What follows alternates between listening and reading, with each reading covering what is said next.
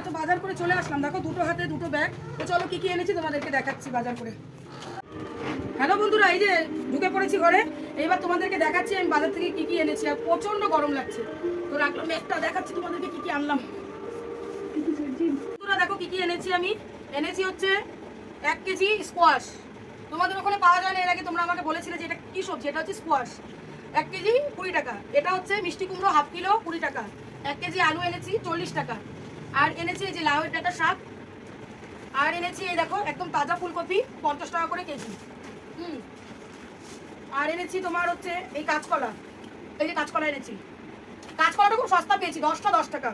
আর তার সাথে এই যে 4টা লেবু এনেছি 10 টাকা। আর এনেছি হচ্ছে এই যে সরষা শাক।